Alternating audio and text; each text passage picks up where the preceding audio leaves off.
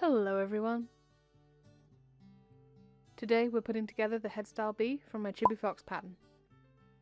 It has 5 pieces, the front of the head, back of the head, and then this gusset that will add some real estate to the face.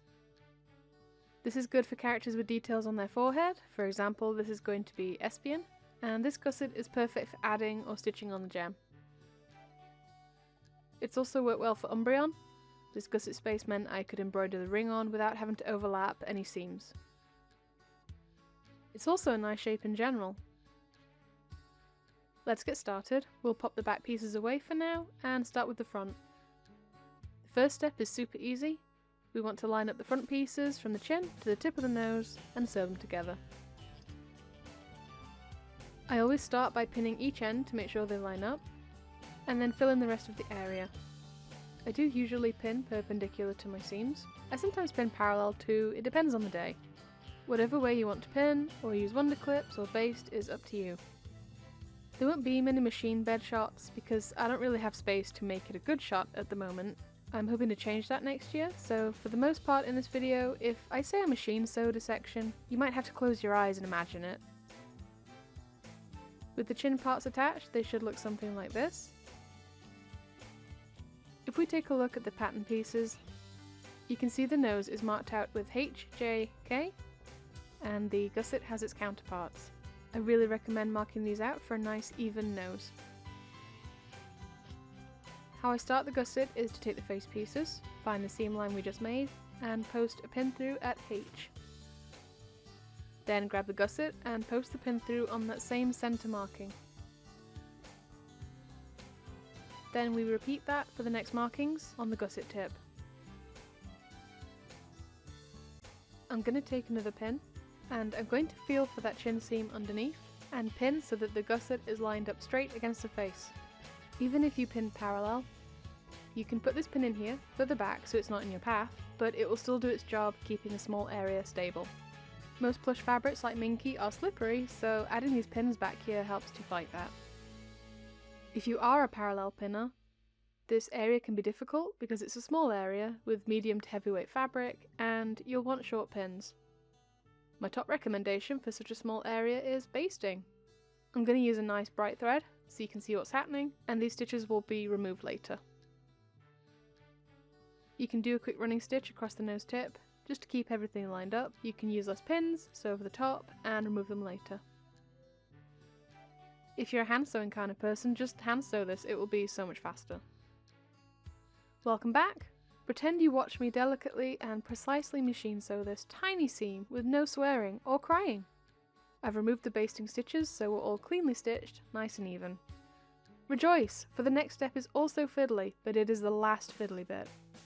Before moving ahead, I recommend clipping this seam that we just did. The next step needs us to bring this piece around to meet with the bridge of the nose, and clipping that will help free up the gusset to move in that direction. So I take my teeny scissors and clip here on the face, then here on the gusset. That will help us to manipulate the fabric. You can see the seam allowance can fold up and out of the way where that cut was made.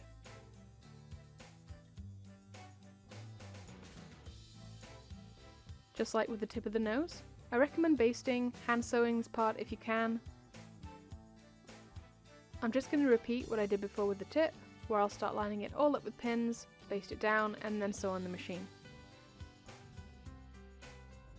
So we're now across the nose tip, up the bridge, and we're going to clip the last seam, just like before.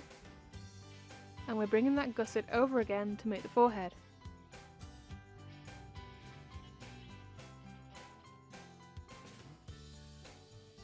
I put a little marker here at the apex of the forehead to help line the curved seams up and help with marking placement if you're making something that has markings on the face. Because we're trying to line up these two pieces where the head is a bit more of an outward curve and the gusset is almost an S curve, I recommend taking it slow. The face is starting to take shape. It's a good time to check for wrinkles, weird seams, and clip the curves.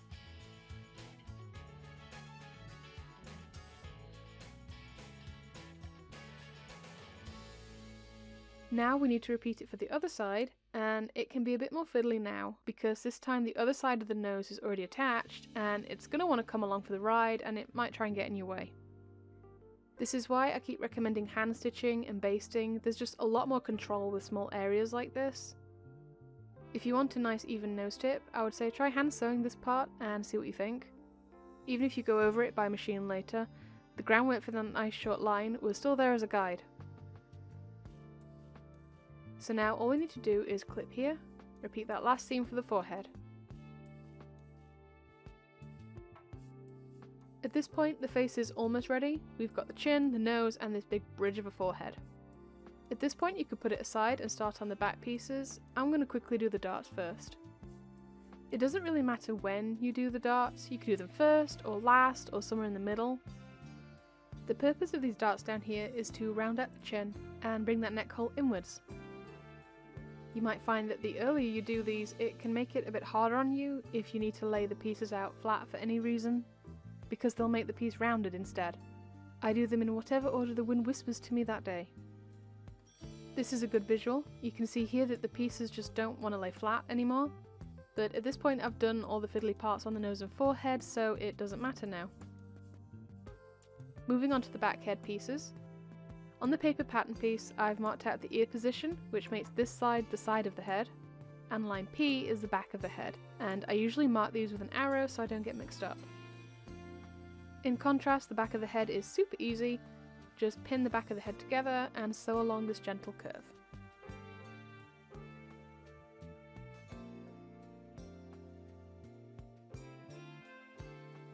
There are some extra markers on the side of the head pieces and they're going to help us line up the front pieces.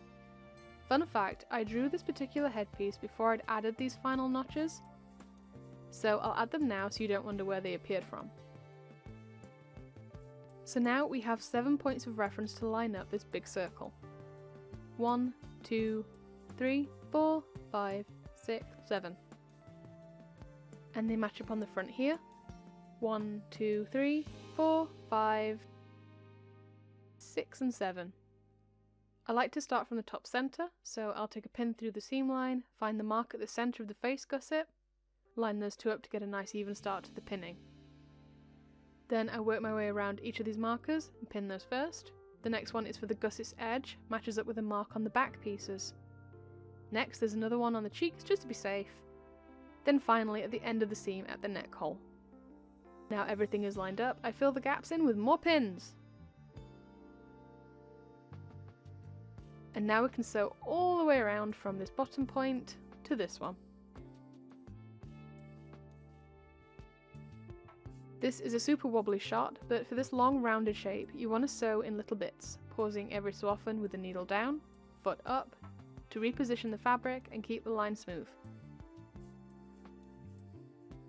This almost looks like a head. The last job is to just sew those darts in the back down.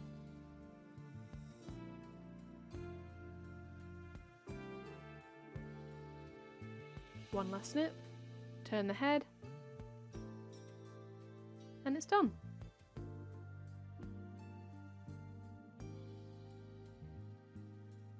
Stuffing is super easy because the neck hole is open. I like to pack the nose first and then move on to the rest of the head. For me, the next job is putting in a safety nose. I have this lovely sparkly customized one, curing its last layer of gloss. I put my noses in after the head is sewn and I've done a test stuff to make sure everything looks good. And that's all for this head style, unless you want to check out the thread sculpting video to really refine the shape. This pattern and any other mentioned in this video are all available on my coffee shop. My coffee members get the chance to vote for what comes next and they receive it first. Thank you so much for watching and goodbye!